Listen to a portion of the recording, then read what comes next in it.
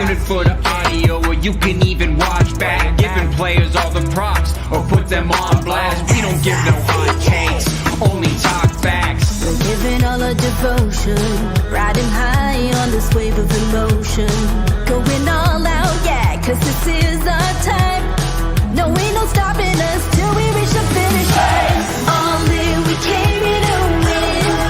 We're gonna give everything. S-I-C-K on the run. S-I-C-K, sick, sick. On fire, we're ready to fight. We'll bring the house down tonight. S-I-C-K on the run. S-I-C-K, sick, sick. Play it on the car ride, play it when you lounge.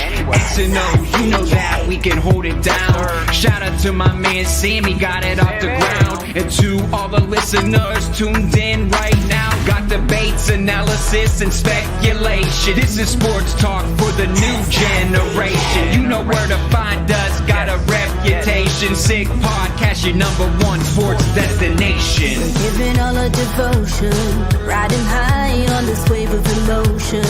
Going all out, yeah, cause this is our time. No, ain't no stopping us till we reach the finish line. All in, we came here to win. We're gonna give everything. S-I-C-K on the run. S-I-C-K, sick, sick. On fire, we're ready to fight. We'll bring the house down tonight. S-I-C-K on the run. S-I-C-K, sick, sick. S-I-C-K, it's the sickest podcast. Tune in for the audio, or you can even watch back. Giving players all the props, or put them on blast. We don't give no hot takes, only talk back. S-I-C-K, S-I-C-K, S-I-C-K, S-I-C-K, S-I-C-K, S-I-C-K, S-I-C-K. All in, we came here to win. We're gonna give everything. S-I-C-K on the run. S-I-C-K, sick, sick. S-I-C-K, it's the sickest podcast. Tune in for the audio, or you can even watch back. Giving players all the props, or put them on blast. We don't give no hot takes, only talk facts. We're giving all our devotion, riding high on this wave of emotion. Going all out, yeah, cause this is our time. No, ain't no stopping us till we reach the finish line. All in, we came here to win. We're gonna give everything. S-I-C-K on the run. S-I-C-K, sick, sick. On fire, we're ready to fight. We'll bring the house down tonight. S-I-C-K on the run. S-I-C-K, sick, sick. Play it on the car ride, play it when you lounge. X and O, you know that we can hold it down. Shout out to my man Sammy, got it off the ground. And to all the listeners tuned in right now, got debates, analysis, and speculation. This is sports talk for the new generation. You know where to find us, got a reputation. Sick podcast, your #1 sports destination. We're giving all our devotion, riding high on this wave of emotion. Going all out, yeah, cause this is our time. No, ain't no stopping us till we reach the finish line. All in, we came here to win. We're gonna give everything. S-I-C-K on the run. S-I-C-K, sick, sick. On fire, we're ready to fight. We'll bring the house down tonight. S-I-C-K on the run. S-I-C-K, sick, sick.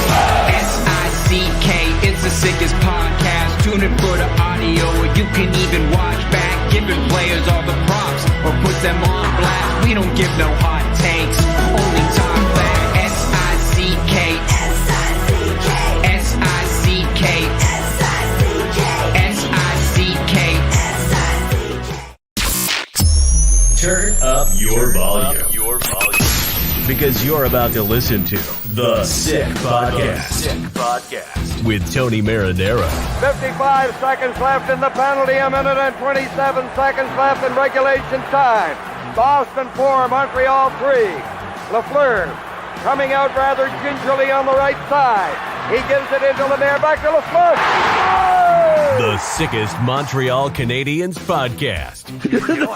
You're in the fall! Sports entertainment like no other. Rejoint, on lui fait perdre la rondelle, une passe devant. Et c'est le dégagement et ce sera la victoire des Canadiens. Coupe Stanley pour les Canadiens. Le 23e de l'histoire. You found the dogs! John, you found the dogs! He found the dogs! And all together, they worked a young team to the top. And now, a 24th Stanley Cup banner will hang from the rafters of the famous Forum in Montreal. The Canadiens win the Stanley Cup. Brought to you by Energy Transportation Group. Driven to be different. La Vida TB. It's gonna be sick. Marinaro on this Tuesday night. It is May 16. It's 2 minutes past 10 o'clock, and we are live on YouTube, live on Facebook, and live on Twitter. It is the Sick Podcast. We're going to go till at least 11 o'clock, and we have a good one lined up tonight because Ryan Szporer of the Hockey Writers, he wrote a great piece on what the Montreal Canadiens can learn from the 4 teams remaining in the playoffs, and we're going to get to Ryan in just a minute. About 30 minutes from now, we are going to Toronto to talk to Steve Simmons of the Toronto Sun on who's going to pay the price, because yesterday we had a chance to hear from Kyle Dubas, who doesn't even know if he has it in him to return. Maybe he will. Maybe he's going to have to take some time away, take a sabbatical, because it's been a very taxing season on him and on his family. So we're going to hear from Austin Matthews. We're going to hear from Mitch Marner. We're going to hear from Morgan Riley Nylander. We're even going to hear from my buddy Carlo Koliakovo, who earlier this morning basically said, you want to pin the blame on somebody, he knows who to pin it on, and we're going to hear what he had to say as well. We're going to get to all of that. The Sick Podcast is brought to you in part by Energy Transportation Group, who was recently named by Deloitte and CIBC as one of Canada's best managed companies. This comes to no surprise to me, folks. I'll tell you that right now. I could have told you that a long time ago, but it was made official last week. The country's leading business award, recognizing innovative and world-class companies, the best managed Canadian companies designation fuels Energy's purpose for creating progress for their customers, their employees, and their communities. Join a winning team and check out Energy's career page for available opportunities. I love those guys. I also love the Geloso Beverage Group, distributors of La Bittt Tibi. Brewed in Quebec, a winner of a dozen international awards, La Bittt Tibi offers quality microbrewery beers made with premium ingredients for everyone's taste. La Bittt Tibi, embrace your true nature. And XL Moto, premier motorcycle and scooter dealership in Montreal for over 20 years. Big-time dealer of the Piaggio Group, which is Aprilia and Piaggio, and, of course, Vespa. And their dealership carries 7 different motorcycle and scooter brands. And once again, the number one Aprilia and Piaggio ambassadors for the last 5 years. XL Moto, your ultimate destination and best customer service experience, 5480 Paris. You can check them out at xlmoto.com. You got the number there. You can give them a call. And in my opinion, if you're going to pick up a Vespa in the city, that's the place you have to pick it up. Why? Because Tony Marinaro said so. That's why. Special hello to everyone watching us on YouTube Live, on Twitter Live, and on Facebook Live. And without further ado, I'm going to bring in a gentleman who has joined us on the Sick Podcast before. Yes, he has. And he is Ryan Szporer of the Hockey Writers. And we'll bring him in. Here we go. Hold on a second. Hello. Okay, and we have Ryan. Ryan, how are you? I'm good. How are you? I am doing extremely well. Thank you very much. And I talked about it. You wrote a piece, and you talked about what the Montreal Canadiens can learn from the 4 teams that are remaining in the playoffs. There you go. It's a copycat league, and there are lessons every team can learn from the Cup semifinalists. The Canadiens look to be on their way. They'll go, Habs go, you say, what the Canadiens can learn from the 2023 Cup semifinalists. So you talk about it being a copycat league. Is that what you find has happened over the past couple of years, that several teams will take a look at the teams that are in the Final Four and say, hey, you know what? Let's take a look at what's going on. Why are they there? How did they get there? And maybe there's something that we can learn from some of these teams. I mean, I'd say so. I think when the Canadiens lost to the Tampa Bay Lightning in the Stanley Cup final a few seasons ago, everyone kind of stopped and reassessed how the Canadiens got there and what they can do to maybe get over the hump. Obviously, things took a turn for the worse with Carey Price and Shea Weber retiring. Yeah. But in a way, that's kind of an opportunity to get those contracts off the books and maybe start fresh. And I think, for example, the Carey Price contract was kind of an albatross. Yeah. And for example, and I mentioned the piece, one of the lessons I think should be learned is that you don't necessarily need an elite goalie, or especially one with a $10.5 million cap hit, to go far. But then again, just for the sake of conversation here, because it's much more interesting when we can probably spark up a debate, Ilya Bryzgalov is a $10.5 million goalie, and I know he hasn't played like it over the past several years, but he has played like it this year in the playoffs. You mean Bobrovsky? Bobrovsky, pardon me, Bryzgalov. Sergei Bobrovsky, pardon me. Yeah. Where did I get Ilya Bryzgalov, by the way? Does Bryzgalov sound like Bobrovsky? Yeah, a little bit, yes. It starts with a B. Other than that, no. Sergei Bobrovsky, pardon me, of the Florida Panthers. I mean, he looks like the goalie that he used to be with the Columbus Blue Jackets back in the day that was sporting the best numbers. That's the reason why he got that contract of $10.5 million. What do you make of him? I think that, kudos to Sergei Bobrovsky and the Florida Panthers, obviously. He's playing well. I just think he's notoriously inconsistent, and, his current success notwithstanding, I think that if the Panthers had the chance to get rid of that contract heading into the playoffs, they would have taken that. I mean, they probably wouldn't be as far as they are right now without him. I'll readily admit that. But yeah. Sometimes the best trades are the ones you don't make, right? Because you're right. You would think that if you take a look at their goalie situation, their cap situation, that if they could have found a taker for Bobrovsky, he would have been gone. But if he would have been gone, they wouldn't have beat the Boston Bruins, and they wouldn't beat the Toronto Maple Leafs. That's very possible. I mean, Alex Lyon, who had started the playoff run for the Panthers, had played competently. I'll give him that.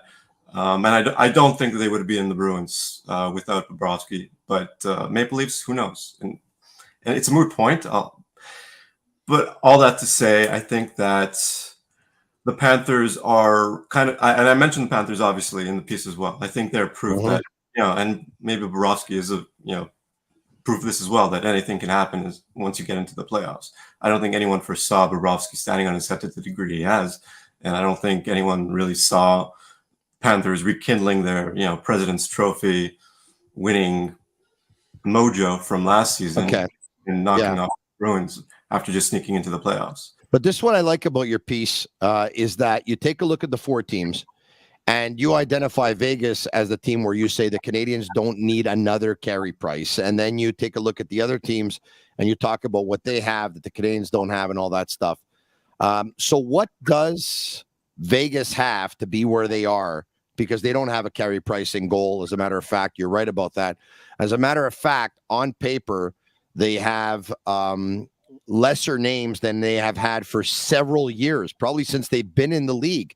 They're not going forward with a Robin Lehner. They're not going forward with a Marc-Andre Fleury.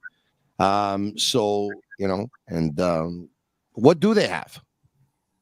They have an incredibly balanced lineup through, top to bottom.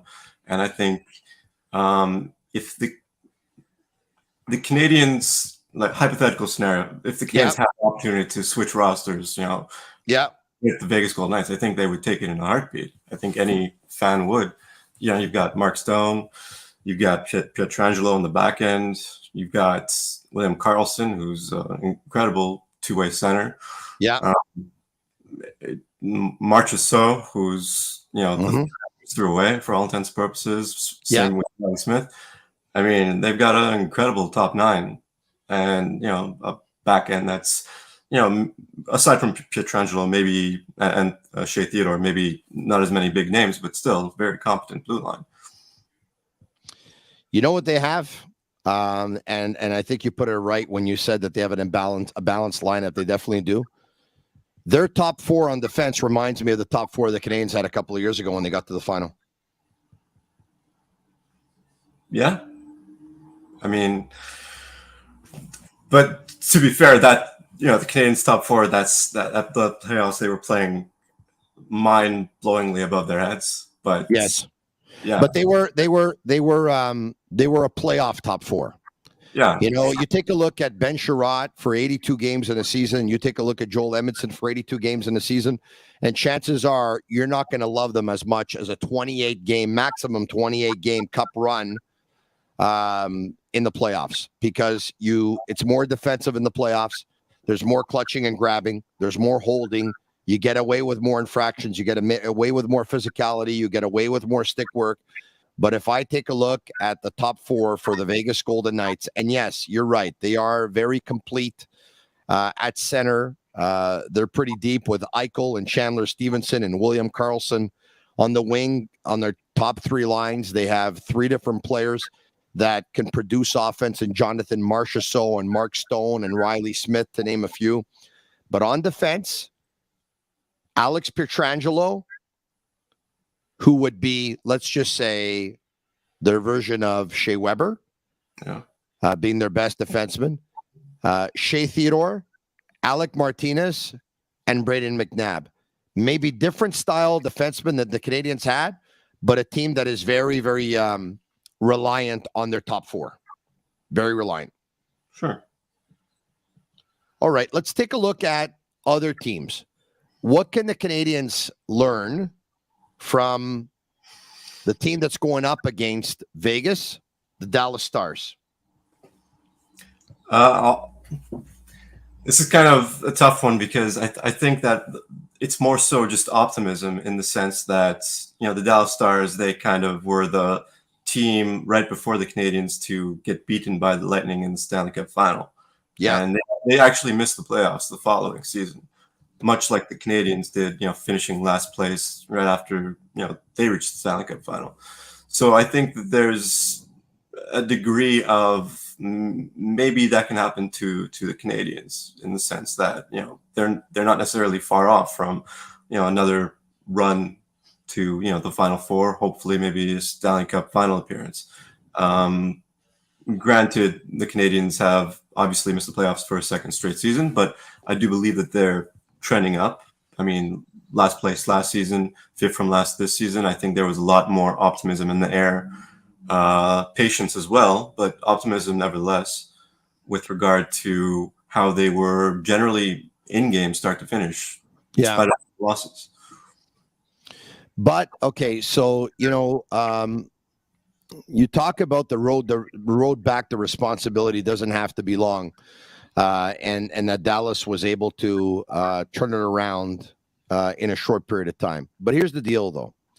The same argument you made that Vegas has showed us that you don't need a Carey Price in goal, but Dallas has showed us that if you have a guy who could be as hot as Carey Price, well, then you can go far too. So that's true. Jake Ottinger, obviously. But that's true of pretty much any team. Like, you need to be peaking at the right time, including in net, and anyone can theoretically, take the reins in net. I mean,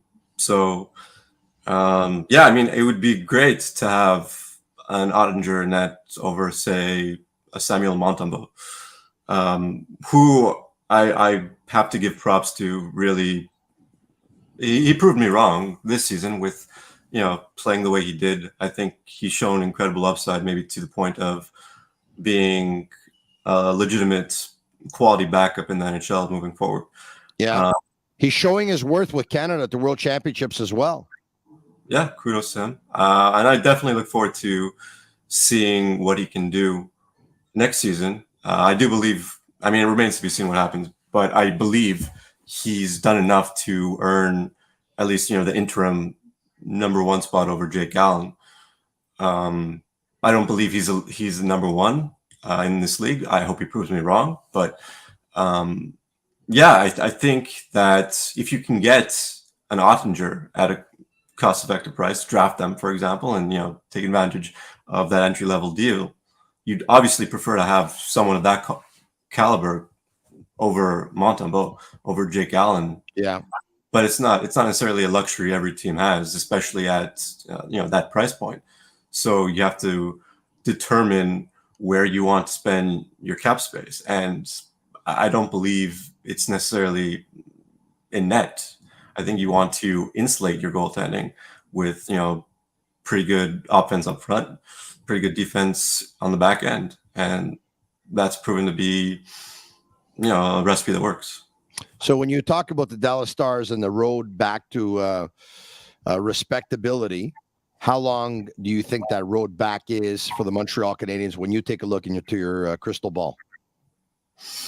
I honestly believe that next season they'll be competing for a playoff spot up until the trade deadline, at which point it won't really make sense for General Manager Kent Hughes to, sell off assets for the purposes, become a buyer at the trade deadline for the sake of cup run. I don't think they'll have the horses to do it next season, but I think that they'll be even more competitive and be in the playoff picture for a long while. I just think a lot of... I hear you, but I don't know, Ryan, if they're going to have the courage. Let's just say if they're in a playoff spot next year, the week of the deadline or on deadline day, they're in the top 8, they're in a playoff spot. I just don't think that next year they're going to have the courage to be a seller. Now, once again, if I were a betting man today, right now, I would bet the Canadiens do not make the playoffs next year and that they'll make the playoffs the year after that. But I will reiterate once again that if trade deadline week next year or the day of the deadline, the Montreal Canadiens are in a playoff spot, I don't see how they end up being a seller. Let me clarify. I don't think they'll be in a playoff spot. I think they'll be in the mix, kind of like where the Ottawa Senators were at the time of the trade deadline. Okay. I think Hughes will have to properly assess the situation and determine that, okay, it's not going to happen. It's similar to what Steve Yzerman did with the Red Wings this season. I mean, they were right there. Mm-hmm. He didn't sell off assets, or he didn't make a move at the deadline to push the team over the hump. So I think that, there's a case to be made for both sides, but, I don't believe that the Canadiens are going to be a playoff team next season, maybe the year after. I do believe that there is a way where they contend for the Stanley Cup by 2025, 2026. It's possible, but they do need to find someone to replace Montembeault, because I don't believe that he's the goaltender of the future. All right. Okay. I hear you. Why do you think Dadonov's working out in Dallas a lot more than he worked out in Montreal? I mean, I don't think it's hard for me to say because I'm not in his head, but I don't think he really wanted to be in Montreal, which is fair considering the rebuild. He did nix the trade at the last trade deadline to the Ducks, if I remember correctly. So it wasn't exactly the kind of situation he really wanted to be in. He didn't nix. He tried to nix the trade, and the trade got canceled. Those were the circumstances because his no trade clause wasn't honored. All that to say, I mean, I think that the Dallas Stars have a much better team than the Canadiens, or at least a much healthier team than Montreal Canadiens. And he was able to, get the proper teammates to, for the longest time, he was kind of floundering in the bottom 6 with the Canadiens. He's got a deeper lineup with the Stars. Well, he's playing with Wyatt Johnston and Jamie Benn. That's not too shabby, eh? Well, Johnson is obviously, on the rise. The rookie had a good rookie season, and Ben, he had a good season too. He's seen better days, I think, from a production standpoint overall. But I think he had a bit of a resurgence this season. Brian, you gotta like the Dallas Stars at center, eh? Rupe Hintz, Max Domi, Wyatt Johnston, and Radek Faxon. For those Canadiens fans who are watching right now, saying, "Hold on a second here, Max Domi." Well, Max Domi has 11 points in 13 playoff games. He's bringing it in the playoffs, man. He's bringing it. Yeah, but Dadonov has like 9. So Yeah, that's true too. Yeah. I liked Domi with the Canadiens. It's a shame that it didn't work out. But yeah, I can't really. I think that the Canadiens are in a better position moving forward, with their young guns, the way things have panned out. And I don't know if they'd be in the same position with all their prospects had Domi stayed. Yeah, well, listen, it was a great year he had with the Canadiens when he picked up 72 points. There's no doubt about that. But after that, unfortunately, the year after that, he found himself on the fourth line down the stretch with a Claude Julien coach team. Remember that? I do remember that. Yeah. Yeah. That was, my God, the way things change, and they change pretty fast. Huh? All right. Okay. Let's take a look at some of the other teams and the Carolina Hurricanes. What can the Canadiens learn from the Carolina Hurricanes? Not to get rid of Jesperi Kotkaniemi, I guess. No. Are you a fan? Are you a fan? I think he's gotten a bad reputation, and his name has been dragged through the mud for signing an offer sheet that anyone would have signed. That having been said, I think Marc Bergevin made the right decision, not matching. I don't think he made the right decision getting Christian Dvorak with the compensation, but I don't think you pay Kotkaniemi that much. Ryan, I don't know if it's the right decision today. I mean, it looked like if we talk strictly offer sheet, yeah, and over $6 million a year, yeah, you don't want to match that. But you take a look at the extension that he signed at the 4.8. I take that. Oh, I'd take it too. I just think that there was no way to predict what would have happened with that extension at the time of the offer sheet. So I can't really blame Bergevin for not matching it. I maybe blame him for letting it get to the point, negotiations-wise, where he did. Kotkaniemi felt like he needed to sign that offer sheet. But what's done is done. I'd prefer to have Kotkaniemi too over Dvorak, but I don't dislike Dvorak. I just think Kotkaniemi has a higher ceiling, and he's proving that now. All that to say, what I really like about the Hurricanes is, well, I think that I don't think it's too much of a stretch to say that they're the best teams left standing right now. And they're showing how, in spite of injuries to Max Pacioretty and Andrei Svechnikov, that they've got an incredibly deep lineup. They know how to play, and I think a lot of the credit goes to Rod Brind'Amour, the head coach. Mm-hmm. Yeah, and I think he's instilled this kind of culture that the Canadiens fans can maybe look to as a model for what Martin St. Louis has begun to instill in his charges. I think that I like St. Louis as this team's head coach. I'm not going to lie. I think he's a player's coach. I think he's the right coach for right now. And as he begins to gain more experience, he might even be the coach for when this team is ready to contend. And I think that this idea of he's instilled a winning culture on this team. Mm-hmm. I think that's kind of a misconception. A lot of people point to the losses that they've sustained and say, well, it's not a winning culture. They're not winning. I think a winning culture is more indicative of them playing to win, and playing from the opening whistle to the final buzzer every game. And sure, there were times when that wasn't the case, but by and large, that's what they did all season long. And I think with that attitude, the turnaround isn't going to be that long. It's like I said, I feel like they're going to be competitive, next season and in the mix for a playoff spot up until at least the trade deadline. Who do you think they end up with at number 5? And I know that it's all relative, all depending on who's going to go out in 3 and 4. I think it's pretty safe to say that everyone thinks that Bedard will go 1 and Fantilli will go 2. As you look in your crystal ball, how do you see the 3rd pick going, the 4th pick going, and ultimately who do the Canadiens select with their 5th pick? I'll tell you that I don't think it's going to happen, but I'd love for them, if he's available, to pick Matvei Mikov out of the KHL. I think that he's the second best prospect available behind Bedard. And I think that the Canadiens could really use a player of his caliber because they are lacking that top-end skill up front. I mean, they've got Suzuki, they've got Caulfield, but I think a guy like Mitkov would be a perfect complement to those players. You know what? I'm not going to disagree with you. I mean, Michkov's talent is pretty self-explanatory, but I have a feeling he's going to slide in the draft. I don't know how much he's going to slide. I think he will be available to the Canadiens at 5, and I believe they will pass. I wouldn't. I can understand that.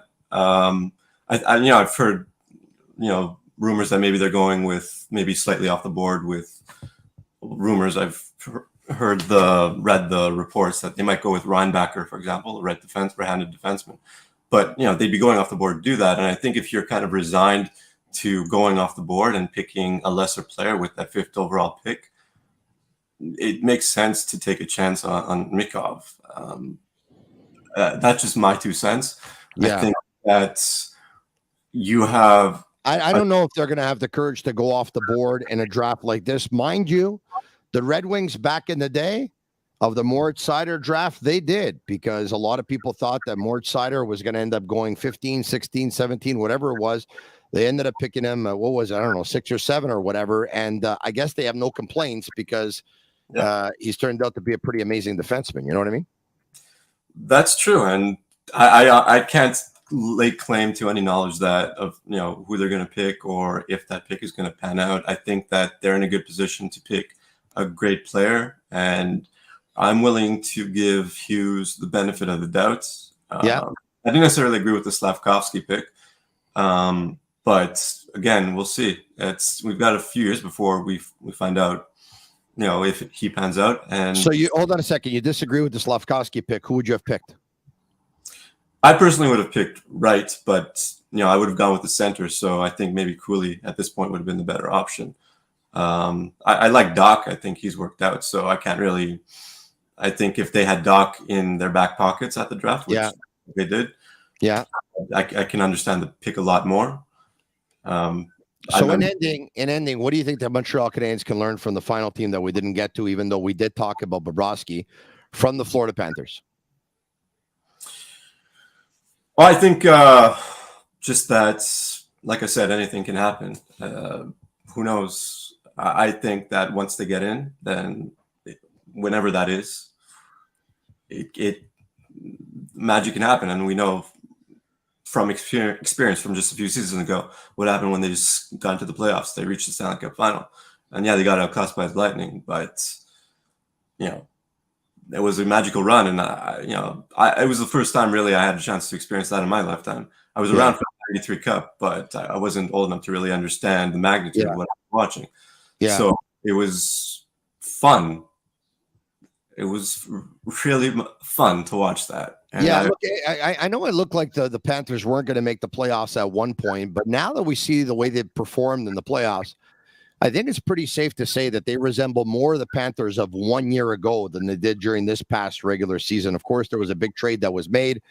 They traded Jonathan Huberdeau and Mackenzie Weegar to the Calgary Flames. In return, they got Matthew Tkachuk. A lot of people at the time thought that Florida lost on that deal and that Calgary was getting the better player straight up because Huberdeau had such a great season. But I think 1 year later, we're seeing Jonathan Huberdeau is not Matthew Tkachuk. Matthew Tkachuk was unbelievable in the regular season. He's been an unbelievable leader for that team. He's been unbelievable in the playoffs. And given his age and the fact that he's a lot younger than Jonathan Huberdeau, that looks like a big-time win for the Florida Panthers. I really enjoyed this conversation, Ryan. Thanks for joining me, and I hope to talk to you again soon, man. Have a great summer if I don't. You too. Thank you so much. Thank you so much. There you have it, Ryan Szporer. We're now leaving Montreal, and we are going to Toronto because, of course, it was several days ago that the Toronto Maple Leafs were eliminated in round 2, 6 games to the Florida Panthers in Toronto. Man, that hurts. And, going into the playoffs, if you would have told Toronto that they were going to get eliminated, or Maple Leafs fans, they were going to get eliminated in round 2 in 6 games, maybe some Leafs fans would have taken it because, of course, they hadn't passed the first round in the longest time. But even though they did now and they beat the Tampa Bay Lightning, there are a lot of people disappointed in Toronto. And one guy who's been covering the Leafs for a very, very long time, and man, he really knows how to get people going when he writes about them It's a pleasure for me to talk to Steve Simmons of the Toronto Sun. Steve, how are you? I'm very well, thanks. Thanks for having me. You're very welcome, Steve. It's not the first time I've had you on. I'd love to have you on more often because you generate a lot of reaction. I know you know that with your columns and with your comments. You kind of say it like the way it is. Some people have a hard time taking it. I personally love it. So here, how about that comment I made before when I said, if you would have told Leafs fans probably a month and a half ago that the Leafs were going to get eliminated in the second round, that most of them would probably take it, but yet it seems like no one's happy with their elimination now. Your thoughts on that? Well, if it were going to be eliminated in the second round by the Boston Bruins having a record-breaking season for points and wins, then probably people would have taken it. To get eliminated by the Florida Panthers, who made the playoffs only because Pittsburgh lost to Chicago 2 or 3 days left in the season. If Pittsburgh wins that game, Pittsburgh's in the playoffs, and Florida's not. So to lose to a Florida team, to get whacked, and I repeat the word whacked, by the Florida Panthers, the Leafs never showed up for the first 3 games of the series. It was like they just thought, oh, we'll get here, we'll play, we'll win, we'll move on. I don't think they took the Panthers lightly, or they didn't respect the process. But whatever it was, it didn't work for them. They actually, it's funny, they didn't have a great first round. They got fortunate. Things bounced their way and went their way. And I thought of the 6 games with Tampa, I thought they were the better team in 2 of them. But they won in 6, and give them that. And when you could beat a team with John Cooper coaching and Hedman playing defense and Vasilevsky in goal, you've accomplished something. And the city went crazy because it's been so long. So I don't disagree with you, and we're going to get to that in just a second, but that's one way of looking at it. They lost to that Florida team who should have missed the playoff if Pittsburgh was going to win their final game of the regular season. But that same Florida team beat that record-breaking Boston Bruin team that you talked about, despite being down 3-1 in round 1 and going to Boston and winning 2 games, Game 5 and Game 7, eliminating the Bruins in front of their fans. That's that same Florida Panthers team too. Yeah, and I'm going to look at that 2 ways because I watched that series really closely. Okay. Hardly for a moment. I'm going back to Game 1 here. As they took the lead in the series, the Bruins did not look like that team that had dominated the NHL all season long with their sound play in 3 zones. Suddenly, a team with great goaltending all season long wasn't getting great goaltending in the playoffs. That's Suddenly, true. They didn't have Patrice Bergeron and David Krejci, the 2 veteran centers who carried their offense, so much of what with David Pastrnak all season long. So Pasternak's not scoring. The 2 old guys aren't playing, and when they're playing hurt. So the Bruins did not in any way resemble that record-setting team. It was like that was a flawed hockey team. And the Panthers, God bless them, took advantage of it. Yeah, either it was a flawed hockey team or it was a hockey team who probably put too much onus on the regular season. And, they had little gas left in the tank because they just consumed them. Could be that too. Jim Montgomery made a mistake. He rode them too hard. I think with 10, 15 games to go, they could have sort of, slid to the finish line, and they didn't. Yeah. They went hard right to the end. And I don't think they'd ever do that again, and I don't think he'd ever do that again. Yeah. And so the Leafs were of the mindset that second round, the test is Boston, and that's the best test you're going to get all year. And maybe they can get through, and maybe they always played well with Boston. Yeah. So maybe that could happen. Maybe it couldn't, and then who knows after that. It's funny you say that because I brought that up with Mark Bertrand a couple of weeks ago, the Sports Hub 98.5 in Boston. He's the midday show host or co-host. And I said that to him, and he said, yeah, but you have to understand. He said, Patrice Bergeron told Jim Montgomery down the stretch, you know what? We need to have everyone playing together because we need to have some chemistry going into the playoffs because Montgomery at one point was starting to rest a few guys, and Bergeron said it's not a good idea. And I said to Mark, Mark, I completely understand, but who's coaching that team? Is it Jim Montgomery or is it Patrice Bergeron? I believe that Montgomery should have rested his guys. And by the way, if he would have rested Bergeron that final game of the regular season, he's not getting hurt. He's starting the playoffs because he got hurt in that game in Montreal. You know the old Marv Levy line from the coach of the Buffalo Bills and the Montreal Alouettes? Montreal Alouettes, yes. If you start listening to the fans, soon you're going to be sitting with them. And that's an amazing line. From Marv. I love the line, and it applies to coaches listening to players too. Coaches have to do what coaches believe is right. Yeah. And a person like Bergeron you do listen to, and because he's so accomplished and he's done everything you could possibly do in hockey, and he's had a phenomenal Hall of Fame career. So you do listen, but sometimes you're not right. And look at Linus Ullmark. He's going to win the Vezina Trophy. He's going to be the first All-Star team goalie, and he dumped the bed in round one. He wasn't very good, and they waited too long then to pull him, and that was it. That was the end of it. And so the Bruins went, and the Leafs went with them, and the teams that played smarter, sounder, playoff-style hockey, the four best are still playing. They are. And, to the images of we want Florida, Maple Leafs fans in Leaf Square saying that they wanted the Florida Panthers. They wanted to avoid the Boston Bruins. They wanted them. They got them. Can you begin to put into words what the atmosphere was like when Carter Verhaeghe scores that game-winning goal in overtime, and everyone in that building and the fan base, Maple Leaf fan base around the world, especially in Toronto, realized we just got eliminated by the Florida Panthers, the team that we thought that we were going to eat up and spit out. Can you begin to put in the words, what was going on in that city? I think the punch came after game 3, not really after game 5. It came after game 3. They're down 3-0 to this team that barely made the playoffs. They're 19 points better than them, and they had not deserved to win any of the 3 games. And in game 3, it was like the Leafs lost their heart. They lost their spirit. Whatever it is that pushes players was missing that night. And to quote my friend Ray Ferraro, who I think is the smartest commentator in hockey today, he said, if David Kampf is your best player, you have a problem. And in game 3, David Kampf was the Leafs' best player, and they had a problem.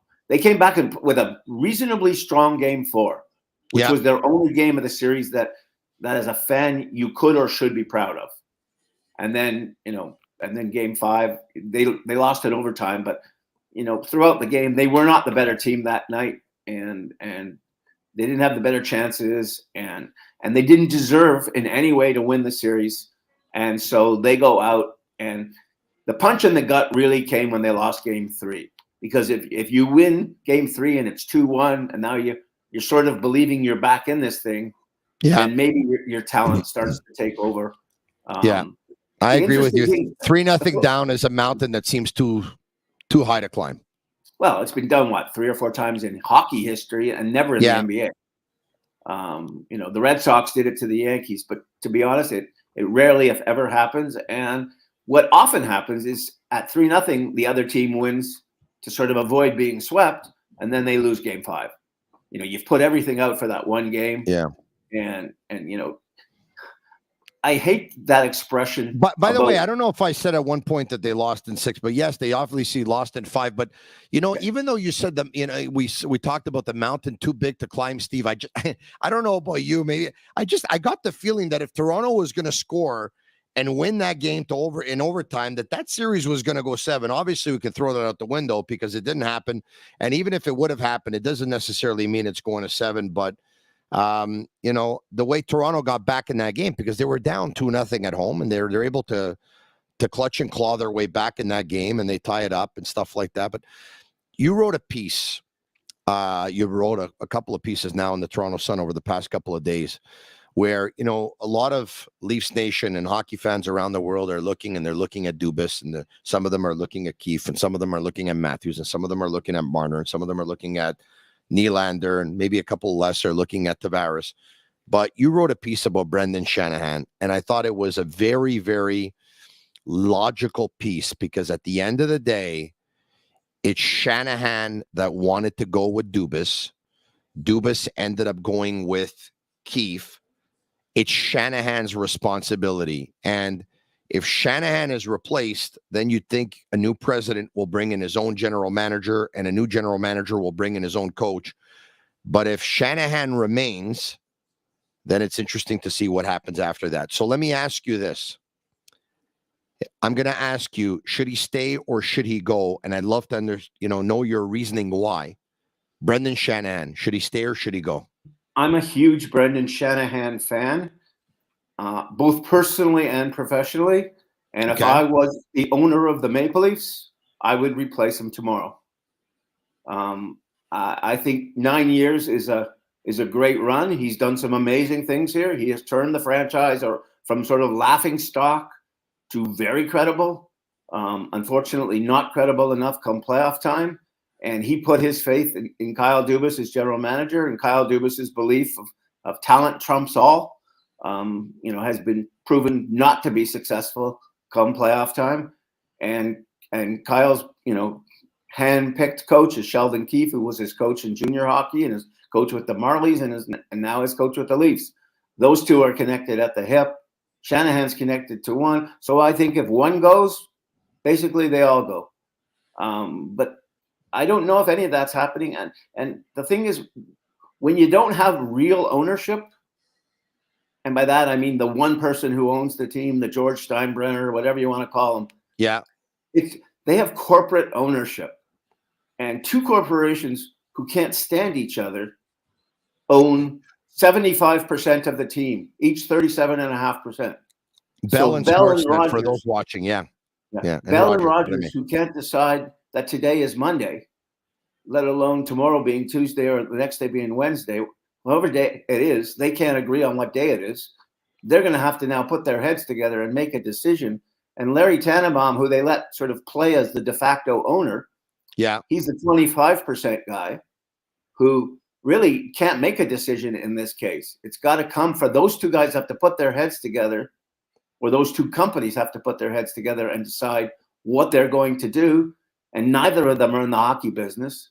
And frankly, neither of them probably should be in the hockey business, but they're the ones who are going to make the most important decision of what happens to this franchise or impacts it going forward.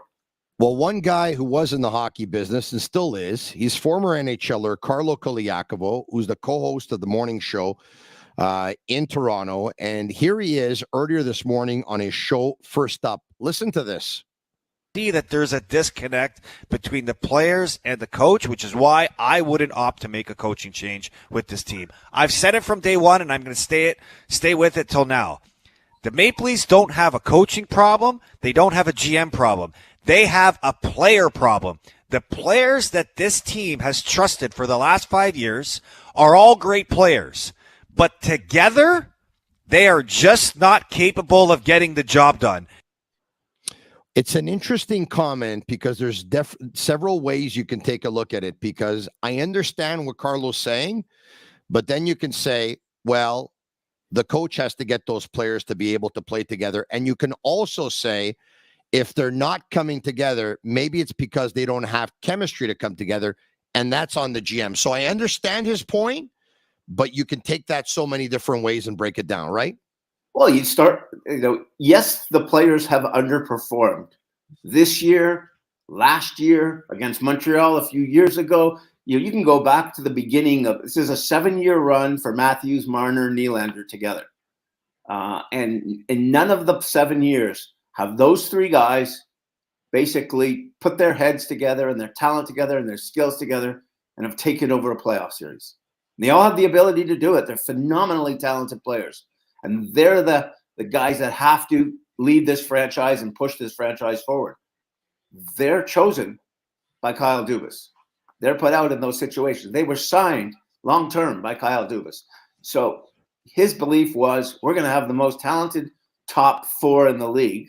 No one else is going to be able to compare to that. And frankly, when you break it down, very few teams can. But that doesn't seem to matter at playoff time when Marchessault is scoring a hat trick for Vegas, or guys like that around the league are doing, what Pavelski's doing in Dallas. Is Pavelski as good as William Nylander? Not a chance. But Pavelski had 9 goals, I think, in that series with Seattle. That's what the Leafs have never had. So you can go through what Carlos said. Is there a player problem? Yeah, but is it a player problem because the coach isn't good enough? I don't know.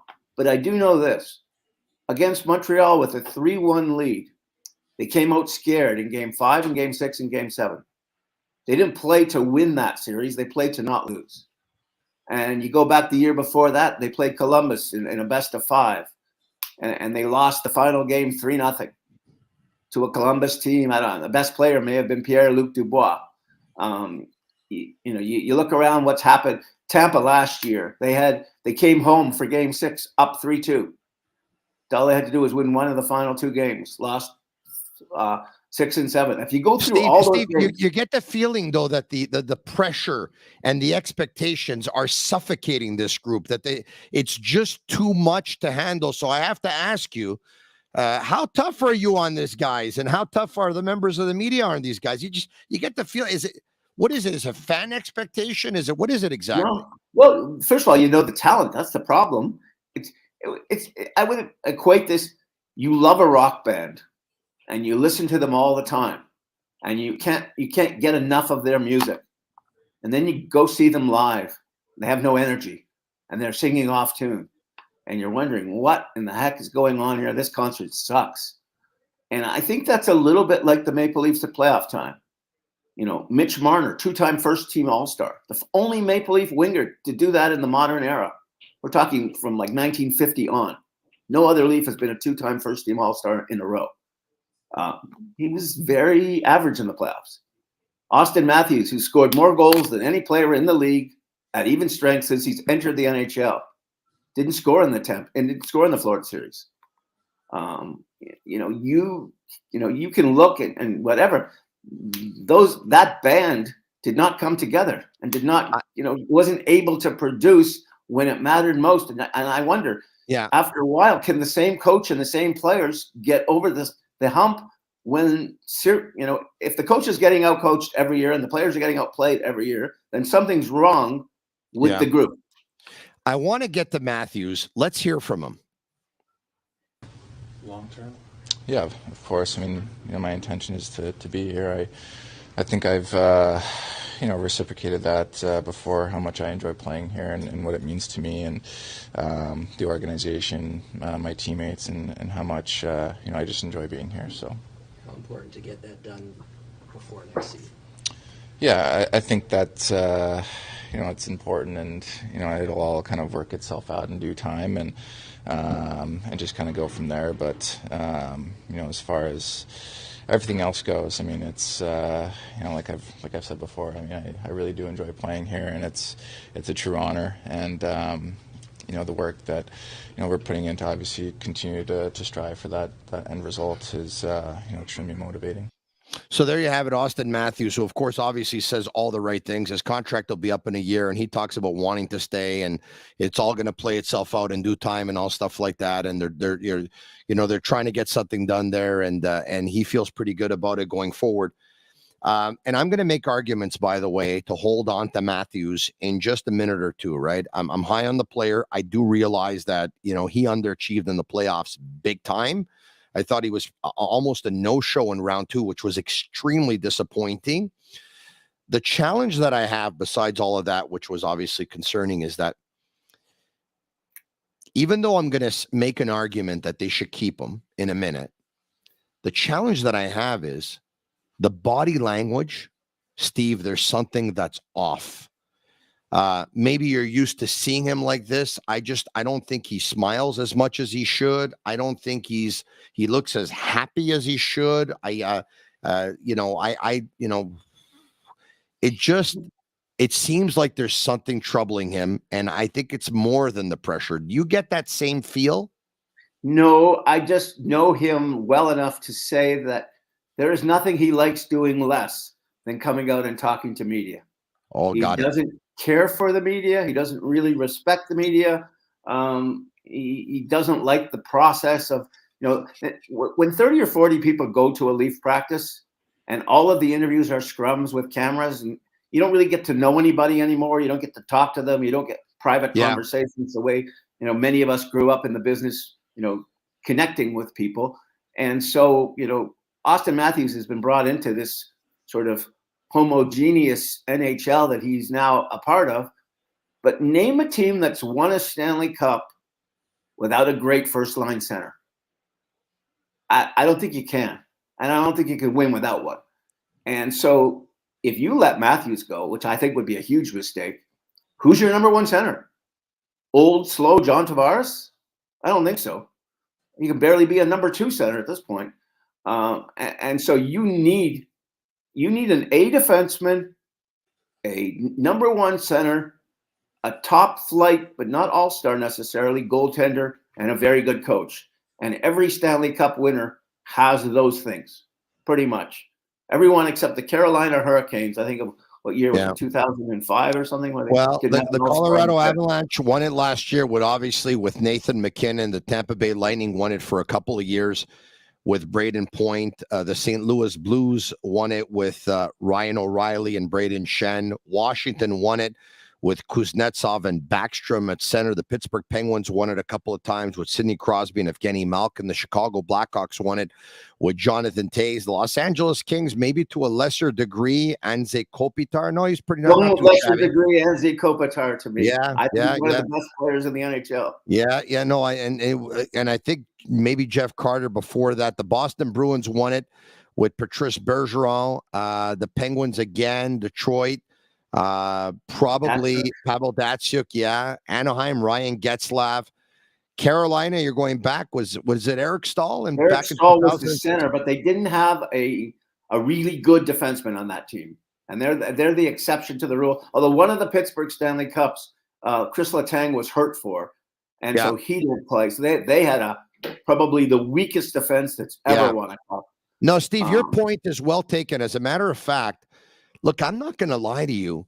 The second that Toronto knocked off Tampa, and I saw Boston get knocked off by Florida, and I saw Colorado get knocked off by Seattle, I took a look at Toronto's top three centermen, Austin Matthews, John Tavares, and Ryan O'Reilly, and I went live on the air, on radio, on television, and on this podcast, and I said, the highway is opened up for Toronto. I think this is their cup to lose. At any point, even though they don't have a history of doing all that well in the playoffs, did you not feel the same way? Absolutely, because the teams I thought would come out of the East, starting with Boston, then the New York Rangers, then maybe Carolina, but when they started losing people, I believed less and less in Carolina, although when you watch them now, you have to believe more and more. I thought there was every opportunity for the Leafs to get through in the East. And I thought for a minute there that we might see an Edmonton-Toronto Stanley Cup final. And, and of course it didn't happen. And both teams wound up getting punched in the gut in round two. But I thought, again, I'll go back to the Leafs played the Habs. I forget the year that Montreal went to the finals. Yeah, 2 years ago.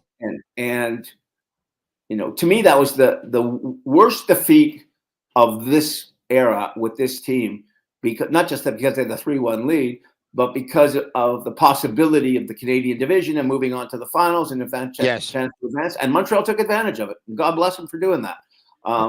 And won Game 5 and Game 7 in Toronto, by the way. Yeah, and you know what? And the Leafs, I think, in Game 6 were like 12-0 in shots on goal in overtime, and 13-2.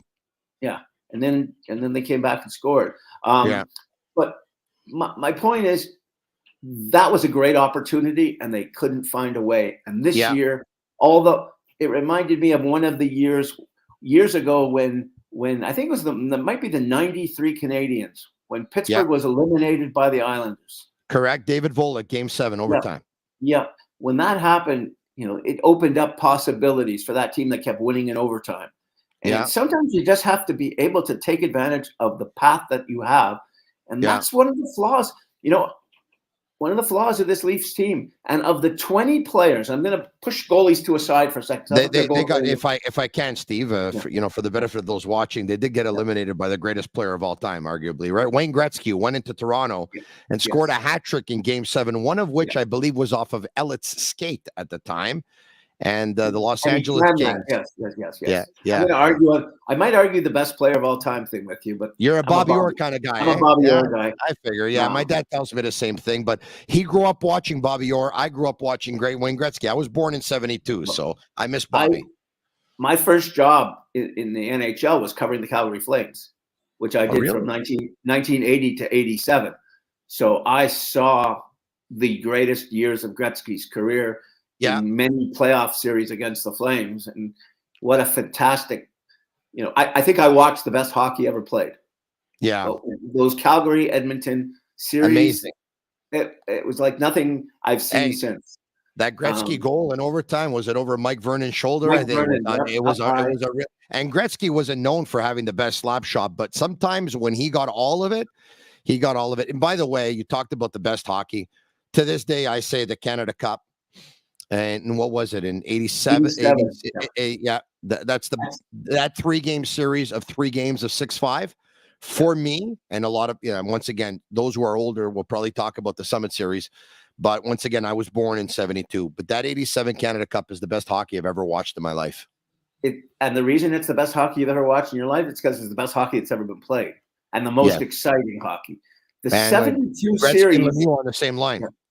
The 72 series was more about the politics and the first time we'd ever seen the Russians and the NHL and the superiority, and Canada, just expected to beat them, and then they're behind, and then they come back, and all the things that went into that. And so it was fascinating theater, but it wasn't great hockey the way 87 was. And to watch those games and the plays made and the players involved, and there's Gretzky and there's Lemieux and there's Coffey and there's Grant Fuhrer in goal and Boston and Trottier and Dale Hawerchuk. Yeah, there was so many great players. Russia had a first line of Krutov, Larionov, and Makarov. Yeah, with Fetisov on defense, and it was unbelievable. They used to go in the group of 5s. Yeah. Hey, Steve, what a pleasure this is. Every time I talk to you, man, you are really, really, really good at what you do. Before I let you go, let's hear from Mitch Marner and General Manager Kyle Dubas. Another chance with the same core. When you talking about this whole team, or just you, John, Austin, Morgan? I mean, Willie.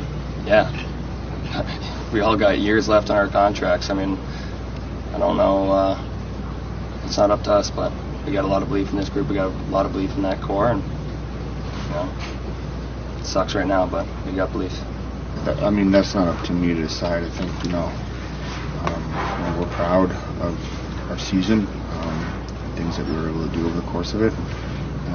I love these guys. I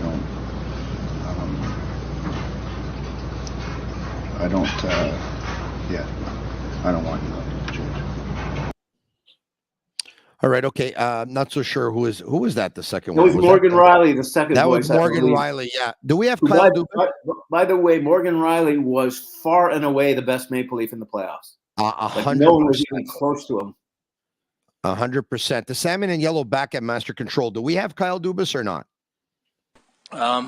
What I would say to that is that I think it requires me to have a full family discussion, Chris. So I can't. My family is a hugely important part of what I do. So for me to commit to anything without having a fuller understanding of what this year took on them is probably unfair for me to answer where I'm at. I wish I could give you more, but we haven't been able to have those full discussions yet. But it was a very hard year on them. And thus, it's tough for me to... What I would say is that I'm not going to... I definitely don't have it in me to go anywhere else. So it'll either be here or it'll be taking time to recalibrate, reflect on the seasons here. But you won't see me next week pop up elsewhere. I can't put them through that after this year. Steve, the images we saw of Kyle Dubas during the playoffs in the press box in the loge, of course, with Jason Spezza by his side, a much cooler Jason Spezza, and Kyle Dubas with the fans getting on his case, and they are obviously getting under his skin. You saw him exchange pleasantries with the fans. You saw him upset at officials, upset at calls, throw water bottles, all that stuff. You can tell that he was really consumed by these playoffs. And what an answer, eh? Really coming from the heart on that one. What do you think he's going to do? I think it goes back to Shanahan, because if Shanahan is kept, I believe Dubas will be the general manager if he wants to be the general manager. What we can't sit here and know is, was there stress on his marriage this year? Was there stress from his parents? You know, has there been a situation with one of his children? You know, are there other things that are not hockey related? Because the Kyle Dubas that we saw in that press conference yesterday and the Kyle Dubas we saw in the playoffs was not one we've seen ever before. He spoke from the heart yesterday like he never has before. And he clearly let it be known that there's more at play here than the hockey job. And, whether who knows what, his wife thinks of him working 24/7, or, whether the kids are upset or whoever, everyone has a home life and everyone has that. And, we've all lived through it in our own way, in our own, lives. So I perfectly understand where Kyle's coming from, but I think there would have been jobs for him if the Leafs weren't interested. But I think Shanahan wanted to sign him last summer, and ownership would not let him do that. And so I believe that Shanahan will get that opportunity again. But he worked the whole year knowing the owners didn't want him to get an extension. And that's a hard thing to go through. Yeah, we talked about Austin Matthews before, and I said I'd get back to it. And I understand he underachieved. Really, I did. I do. But for the most part, in the last 6 or 7 years, he's led this team in points. And when he hasn't led them in points, it's because he's probably been injured and missed anywhere between 8 to 20 games. And if you take a look at his points per game, he would be number 1 or number 2. He's a 25-year-old number 1 center who has 60 goals in him and over 100 points in him. And if you make Austin Matthews expendable and you trade him, man, you're really going to have to get something in return, because your other 2 centermen, one's under contract, one won't be. But I mean, they're both 32 years old, and it wouldn't make sense at all. So, and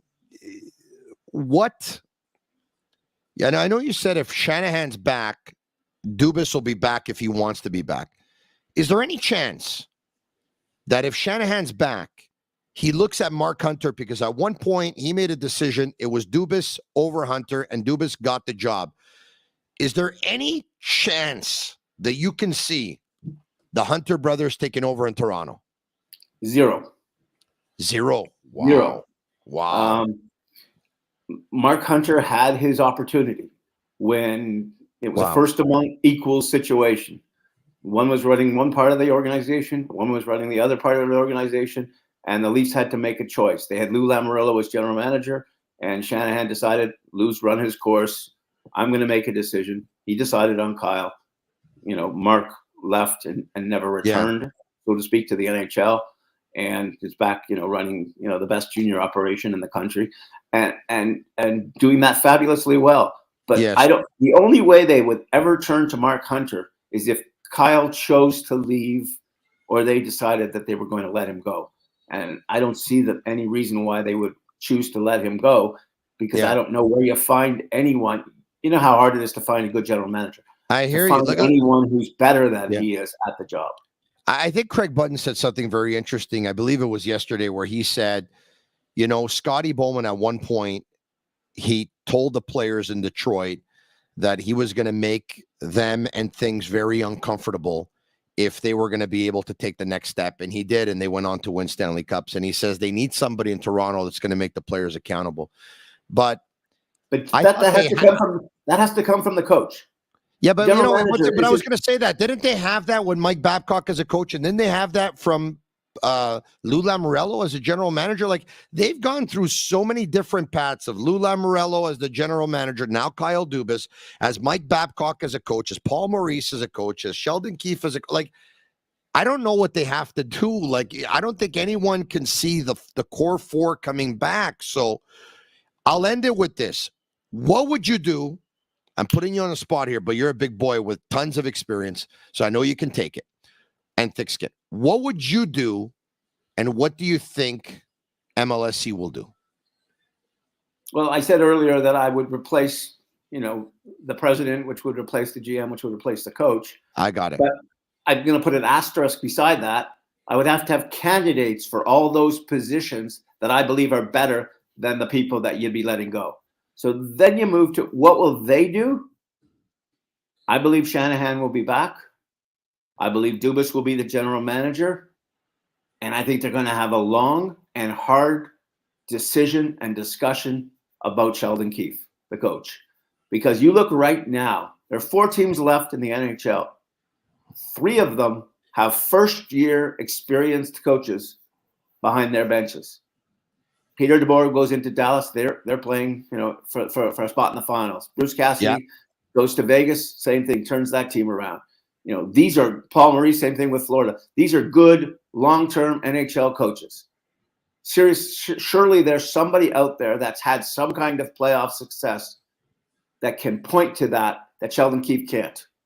And if there's a flaw, Sheldon Keefe's had very good regular seasons with the Leafs. And they've accomplished a lot, in not just in wins and losses, but in style of play and becoming better defensively and cutting down chances and all the things coaches are supposed to do to make your team better. And he's done that. What he hasn't been able to do is get them to elevate their games when it mattered most. And they need someone that can do that. He is Steve Simmons of the Toronto Sun, and you can follow him on Twitter at Simmons Steve. And he is the best-selling author of The Lost Dream and Lanny. It doesn't happen very often. Like I said, I'm hoping it can happen more often, Steve. It is always an extreme pleasure for me. Thank you so much for everything you brought to the table tonight, as you always do. Thanks again. Have a great night. All right. You too, and enjoyed it as always. Thank you very much. There you have it. Steve Simmons of the Toronto Sun. I'm Marinaro. It is the Sick Podcast, and we go live Monday to Friday at 10 p.m. Eastern Standard Time. And if you like it right now. If you want, share it with your friends. The more people, the more the merrier, the better it is. Tell your friends about it everywhere you go. Tell them about the Sick Podcast, because we're taking over the sports scene in Montreal. We're taking over the sports scene in Quebec. We're taking over the sports scene in Canada. And if you take a look at the way we've been ranked over the past year, we have established ourselves as the